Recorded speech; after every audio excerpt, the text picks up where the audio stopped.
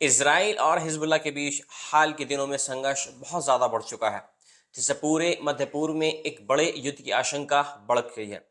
Israel ने Hezbollah के ठिकानों पर दक्षिणी लेबनान में भारी हवाई हमले किए हैं, जबकि हिजबुल्लाह ने इसराइल के अन्य सैन्य ठिकानों पर जवाबी हमले किए हैं। इस संघर्ष में अब तक सैकड़ों लोग मारे जा चुके हैं, जिनमें बड़ी संख्या में महिलाएं और बच्चे शामिल हैं। ये स्थिति इजराइल और गजा में हमास के बीच पहले से चल रहे संघर्ष के बीच और अधिक गंभीर हो गई है। इजराइल की सेना ने कहा कि उसने दक्षिणी लेबनान में हिजबुल्लाह के दर्जनों ठिकानों पर बमबारी की है। इनमें मिसाइल लॉन्चर, हथियारों के गोदाम और सैन्य ठिकाने शामिल हैं। इजरायली वायुसेना ने 1600 से अधिक हिजबुल्लाह ठिकानों पर हवाई हमले किए, जिसमें बड़ी संख्या में हिजबुल्लाह के लड़ाके मारे गए हैं। लेबनान के स्वास्थ्य मंत्रालय के अनुसार सोमवार को इजरायली हमले में 500 से अधिक लोग मारे गए हैं, जिनमें 50 बच्चे और 94 महिलाएं शामिल हैं। लेबनान में स्थिति बेहद नाजुक बनी हुई है और बड़ी संख्या में लोग अपने घर छोड़कर सुरक्षित स्थानों की तलाश में जा रहे हैं। हिजबुल्लाह ने भी इजराइल के खिलाफ बड़े पैमाने पर जवाबी हमले किए हैं। उसने इजराइल के अन्य सैन्य ठिकानों जैसे कि मैगिंडो एयरफील्ड और अन्य महत्वपूर्ण ठिकानों को निशाना बनाया है। हिजबुल्लाह ने 60 किलोमीटर अंदर तक इजराइल में कई हमले किए और दावा किया कि उन्होंने एक विस्फोटक फैक्ट्री पर रॉकेट दागे हैं। ये संघर्ष केवल इजराइल और हिजबुल्लाह तक सीमित नहीं रहा है।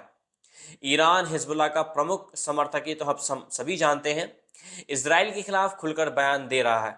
ईरान के राष्ट्रपति मसूद पेजेश्कियान ने कहा कि हिजबुल्लाह अकेले इजराइल के खिलाफ नहीं लड़ सकता और अंतर्राष्ट्रीय समुदाय को इस हिंसा को रोकने के लिए ठोस कदम उठाने चाहिए। वहीं रूस और अन्य वैश्विक ताकतें भी इस संघर्ष के बढ़ने से मध्य पूर्व में अस्थिरता की आशंका जताई जा रही है। संयुक्त राष्ट्र मानवाधिकार प्रमुख वोल्कर तुर्क ने सभी देशों से इस संकट को रोकने के लिए कूटनीतिक प्रयासों में तेजी लाने की अपील की है। हालांकि दशकों से इजराइल और हिजबुल्लाह के बीच शांति वार्ता असफल रही है, जिससे ये संघर्ष और भी गंभीर होता जा रहा है। लेबनान में युद्ध की वजह से पहले से ही कमजोर बुनियादी ढांचे पर दबाव और बढ़ गया है। अस्पतालों में घायल लोगों की संख्या इतनी ज्यादा हो गई है कि उन्हें संभाल पाना मुश्किल हो रहा है। विश्व स्वास्थ्य संगठन WHO के अनुसार लेबनान में स्थिति बेहद गंभीर है और जल्द ही ये एक बड़े मानवीय संकट में बदल सकती है। इसके अलावा लेबनान की अर्थव्यवस्था पहले से ही बहुत ज्यादा गंभीर वित्तीय संकट में है, जिससे इस युद्ध का प्रभाव और भी विनाशकारी हो सकता है। इजराइल द्वारा लेबनान के बुनियादी ढांचे जैसे कि वहां की जो मेन पुल्स हैं, सड़कें हैं और हवाई अड्डों पर हमले की संभावना भी जताई जा रही है, जिससे स्थिति और ज्यादा बिगड़ सकती है। विशेषज्ञों का मानना है कि हिजबुल्लाह के खिलाफ इजराइल का सैन्य अभियान भविष्य में और बड़े संकट में बदल सकता है।